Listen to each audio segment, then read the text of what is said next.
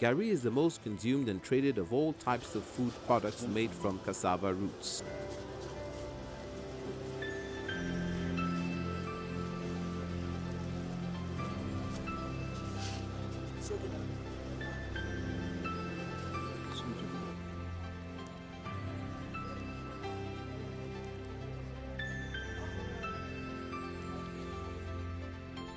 The demand for and market share of Gari appears to be on the rise in Nigeria, West Africa, and outside the continent. Also, Gari processing is expanding to central and the northern part of the country. You see cassava thriving more in north central and south, southwest, northeast, northwest. Everywhere in this country, cassava is going up to Samvara. There are processing factory in Kebbi and so many places. And when you are talking of commercial agriculture, cassava grows more and have land expanse opportunity more in the north than in the south. And that's why the current interest of the government putting too much emphasis on rice, wheat, sorghum, millet, and soybean, leaving cassava, yam.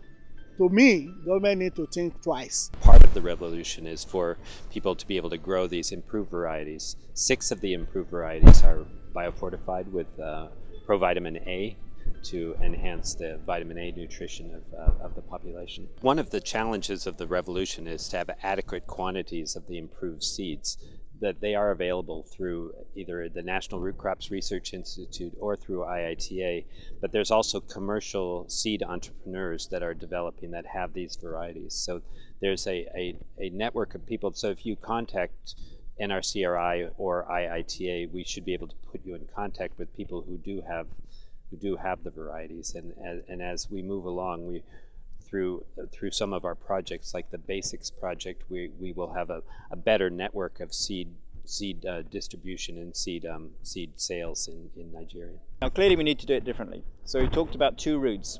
The smaller scale Gari producers, the household level, the women, they need to be progressively improving their technology. We can't continue doing it as it is now. And at the same time, we need to be working with a larger scale to expand, work with the private sector and have expanded large factories. We think that you can do both. It isn't a question of just the large factories or the small processors. We want to have an evolution with the smaller processors and have much broader engagement with the private sector to make that large scale Gari production take up as well. So it's a dual approach. Evolve the smaller scale producers and work with the private sector to expand that, and if we do those things together, then we can really expand the quality and quantity of Gari being produced in Nigeria. People in the value chain, first of all, to come together and agree on some things that we do jointly. So if everybody does it separately, it's not going to happen. So we really need a more integrated plan for what we're going to do with Gari in Nigeria that involves everybody in a more participatory way. This is a meeting about Nigeria. I think the solutions here, and Nigeria is ahead of the crowd. You know, the processing here is ahead of most of the other parts of West Africa and certainly East Africa. So improved Gari's got wide commercial application, but we need to build on the progress here, and then we can share lessons learned with the neighboring countries. Development of HUCF is a key success in cassava processing, as it became the means to scale up industrial utilization in Nigeria. The flour is being used either alone or as a composite in bakery products. It took us almost 12 years to promote the use of high quality cassava flour for some industries.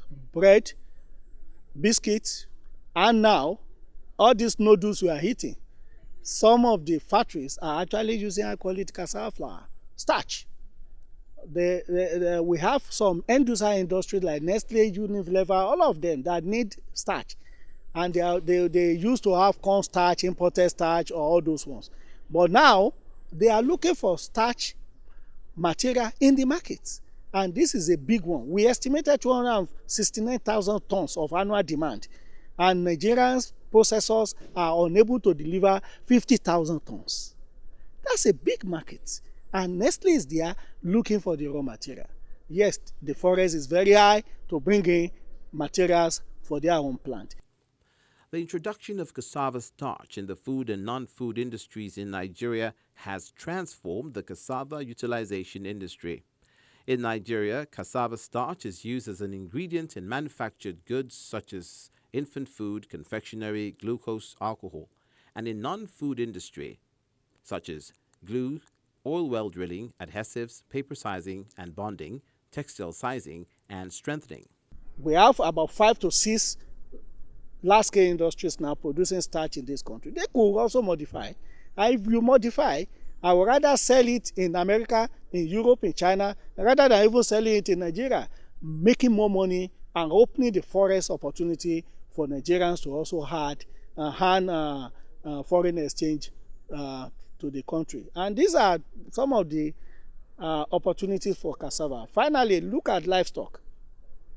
The cassava is a big raw material for the livestock industry. And we have a colleague that also presented and showed the use of cassava peel alone. And he replaces it that 3 bags of the cassava pea flour will replace 2 bags of the maize. I think what I can add to improve the Gari revolution in Nigeria is that if 70% of cassava produced in this country is turned into Gari, yet the government is pushing high quality cassava flour, which is only maybe because we said industrially we only have 10% going to the industry. So I think the policymakers need to balance where they put the funds. They need to put funds also into Gari. Like I said earlier, Gari is for food security, and also it can be an income earner for this country, considering the number of Nigerians which are in diaspora and population in West Africa, because Gari is not only eaten in Nigeria, it's eaten in many countries in West Africa. Generally, the processing technology in the country still needs to be improved on if the country really wants to achieve Gari revolution. However, the production and processing costs of cassava are not competitive in international markets. We did a study and I showed it. My colleague Chuma Ezedima led the study in 2005. For 1 week, we found out that the market in Kano alone generated 54 million naira on trading just Gari product, and we estimated 551,000 tons as of 2005. This is 2016. You imagine now how much of trade that kind of opportunity will be. I have not talked about Lagos, Badagry, Cotonou, Togo, and all those regions too.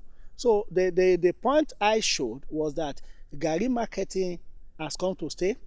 It's assisting millions of people, and it has a potential of generating 1.8 billion naira, billion in terms of dollar. Research is one part of a much bigger picture. Part of the story is how can we get improved technologies. That means some research to make those technologies better and to show that really it is working. And I think we also need to do adoption studies. What's being adopted? What do we know about what's being used? What do consumers think about technology and products?